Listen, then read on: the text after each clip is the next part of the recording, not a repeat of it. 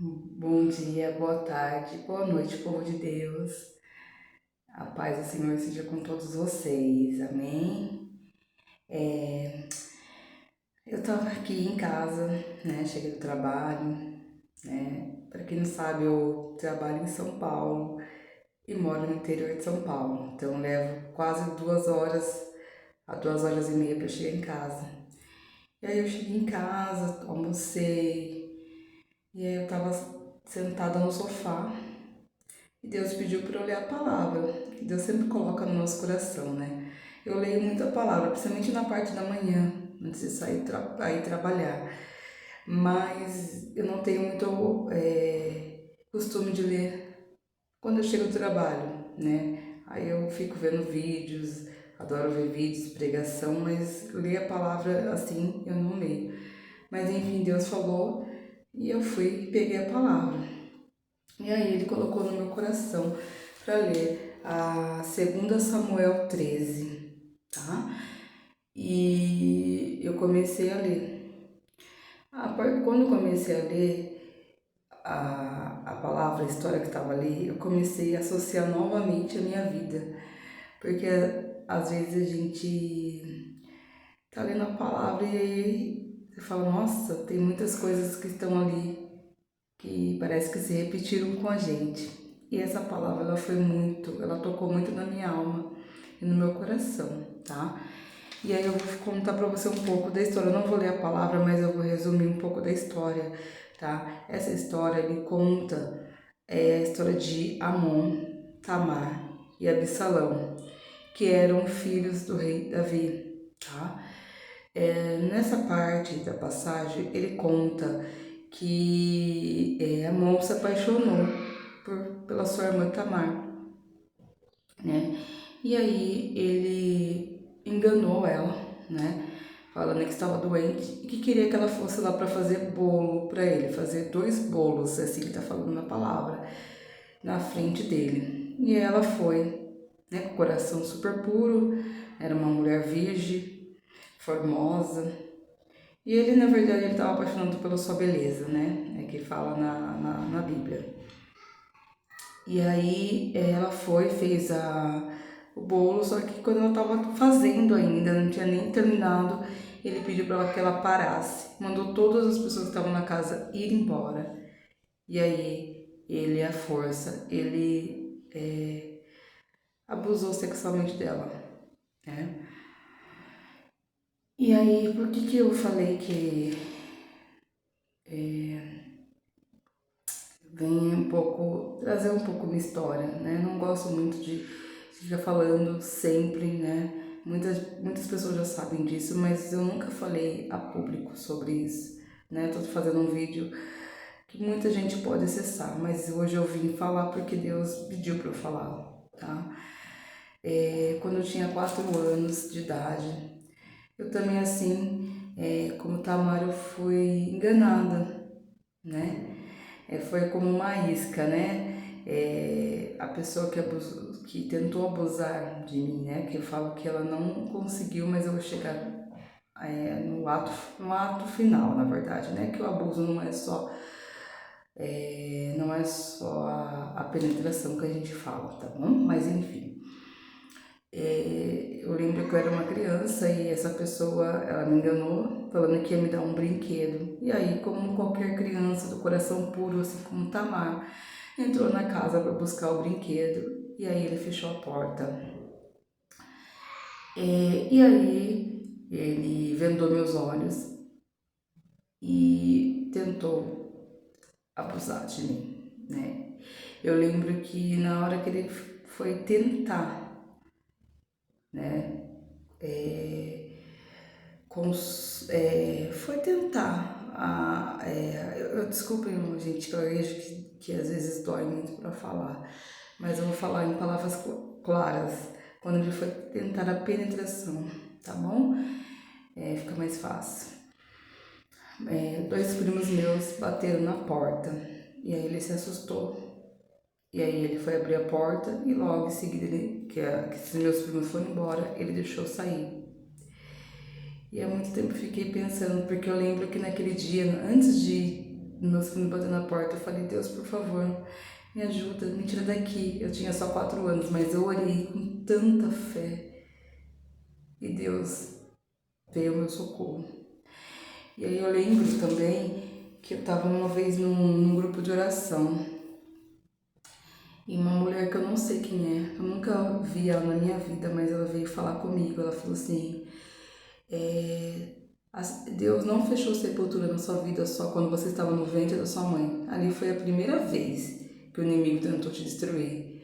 Mas a segunda vez foi naquele dia, naquele quarto, onde você quase morreu, porque você ia sofrer uma hemorragia, porque você era muito criança, eu não ia conseguir.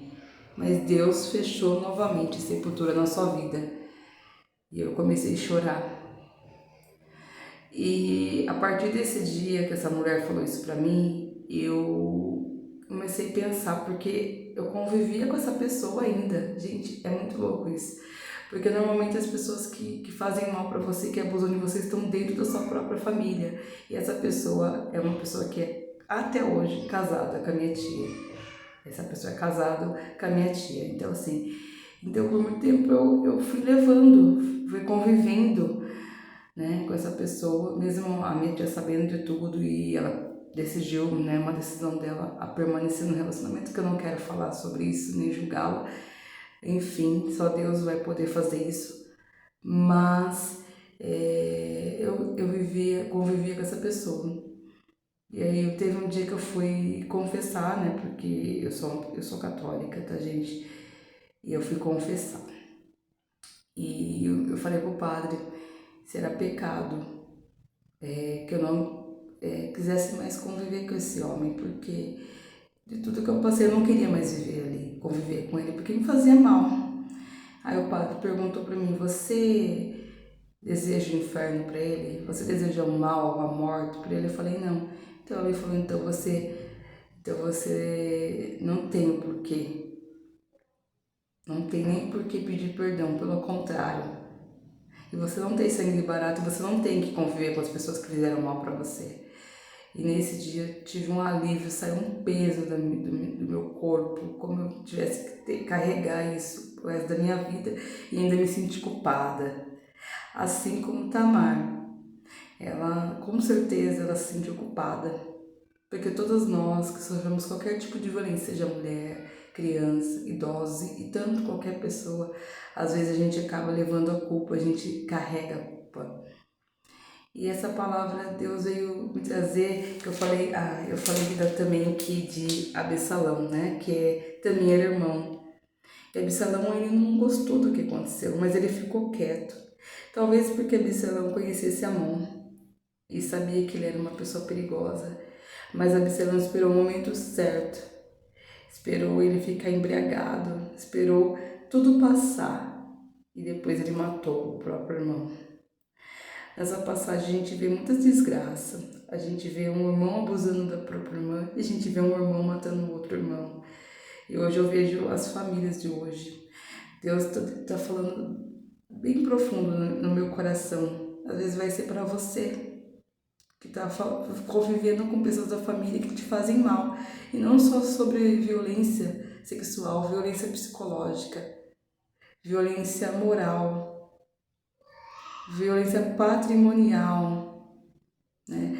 Você convive com pessoas que não te tratam bem e te humilham e são do seu sangue. E Deus veio aqui para trazer essa palavra para falar para você que você não precisa conviver com essas pessoas, você só não pode guardar mágoa, rancor, ódio, desejar o mal para essa pessoa. Mas isso não significa que você tem que conviver com essas pessoas, pessoas que não te dão valor. Eu não estou aqui falando que Deus quer que acabe as famílias, porque Deus não quer isso. Mas Deus também não quer que você sofra, porque dentro das nossas famílias tem pessoas que fazem mal pra gente. Olha a história de José. Foram os irmãos dele que humilharam, que venderam como escravo. Irmãos, próprio sangue. Mas se você olhar na história de José, depois que ele virou governador, Depois que ele foi honrado por Deus, ele chamou seus irmãos, porque estavam numa situação de seca naquela época, eles estavam passando necessidade, e José estendeu as mãos. Ele não trouxe os irmãos para viver com eles assim, eu quero ficar com vocês, mas ele não teve rancor do que passou, e ele ajudou. É isso que Deus fala para você. Se aquela pessoa que te fez mal, onde ela precisa de você, você vai estender as mãos, mas isso não quer dizer que você vai continuar com ela, que você vai abrir de novo a porta da sua casa para ela entrar, que uma coisa não tem nada a ver com a outra. E é isso, gente, que eu quis dizer, é isso que Deus tocou no meu coração, tá bom?